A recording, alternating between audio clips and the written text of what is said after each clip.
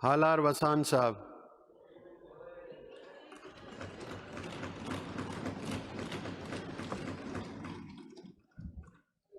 Thank you, Mr. Speaker Saab, for giving me an opportunity to express my budget, views on the budget 2026-2027. Budget is not just a financial document, it is the statement of priorities. 3.5 trillion rupees इस budget में मुख्तस किए गए हैं।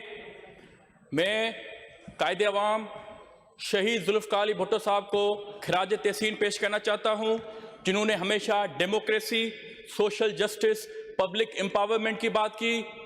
मैं शहीद मोहतरमा बेनज़ीर भुट्टो साहिबा को खराज तहसीन पेश करना चाहूँगा, जिन्होंने बहुत हमेशा बहादुरी का मुकाबला किया, वुमेन एम्पावरमेंट को इंकरेज किया।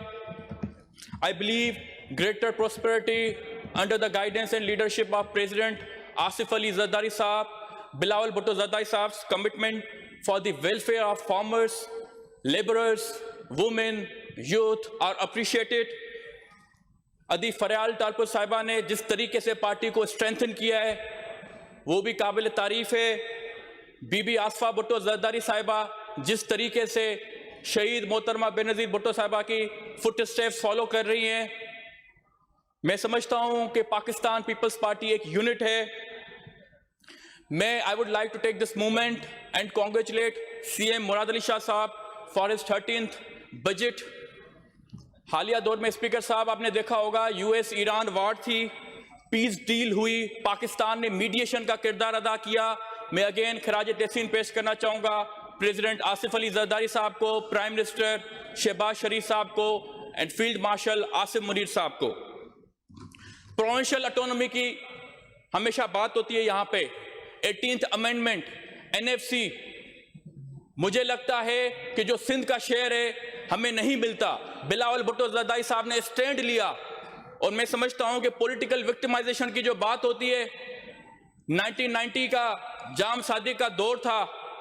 मेरे वालिद मोहतरम मंजूर हुसैन वसान साहब को पहले खैरपुर चूंड को कजल जेल लेके गए, वालिद साहब चीफ विप थे, सही कामली शाह साहब भी उस टाइम में मुतहरिक थे। आप जब बात करते हैं कि पीपल्स पार्टी ने सिंध को 18 साल में क्या दिया है, मैं सिर्फ ये सवाल पूछना चाहूंगा कि 1985 की इलेक्शन हो, 88 की हो, 97 की हो, 2002 की हो, 8 की हो, 13 की हो, 18 की हो, 24 की हो, आप हमेशा हुकूमत का हिस्सा रहे हैं। इकोनॉमिक असर्टेनिटी की मैं बात करना चाहूंगा जनाब स्पीकर, 114 ट्रिलियन से 127 ट्रिलियन पाकिस्तान का ग्रोस डोमेस्टिक प्रोडक्ट है। हमारा इकोनॉमिक ग्रोथ 3.7 है। क्लाइमेट चेंज एक बहुत इंपॉर्टेंट टॉपिक है। डेवास्टेटिंग फ्लड्स आए थे 2022 में, जिसकी वजह से सिंध गवर्नमेंट ने इंश्योर किया कि मैक्सिमम पब्लिक बेनिफिट सिंध के लोगों को मिलना चाहिए। Sindh peoples housing for flood affectees, which is the world largest post disaster housing reconstruction initiative, जिसमें हमने land titles position, ownership titles women को दिया। पीपल्स पार्टी हमेशा वुमेन एम्पावरमेंट पर यकीन करती है। 21 लाख घरों का मंसूबा था, 10 लाख घर तामीर हो चुके हैं। एक वॉश स्कीम है, वाटर, सैनिटेशन, हाइजीन, ये भी सिंध हुकूमत का एक इनिशिएटिव काबिल तारीफ है। एग्रीकल्चर की मैं बात करना चाहूंगा, it's a backbone of our economy. 24% हमारी एग्रीकल्चर कंट्रीब्यूट करती है towards GDP. Government has already introduced Sindh wheat growers support program. 3,36,000 farmers beneficial हुए थ्रू सिंध हारी कार्ड। एक यहां पे तासुर छोड़ा जाता है कि भाई पार्लियामेंटेरियंस एग्रीकल्चर इनकम टैक्स नहीं देते। सारे देते हैं एग्रीकल्चर इनकम टैक्स, हमारी फैमिली देती है, मेरे वालिद साहब देते हैं, मैं देता हूं, सीएम साहब देते हैं, आप देते हैं जनाब स्पीकर, सारे देते हैं एग्रीकल्चर इनकम टैक्स।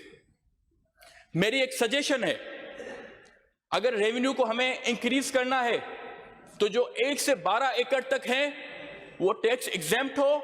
12 एकड़ से हर एकड़ पे 3,000 अगर हम टैक्स लगाएंगे तो लोग इंकरेज होंगे, अपना रेवेन्यू जनरेट हम सिंध गवर्नमेंट कर पाएगी और लोगों के लिए आसानियां भी पैदा होंगी।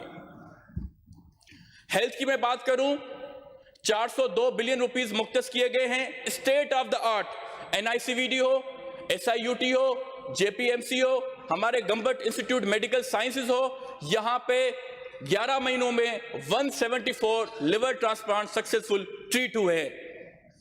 एजुकेशन की मैं बात करूं, 601 बिलियन इस बजट में मुख्तस किए गए हैं। It remains the most powerful instrument for the economic growth and human development.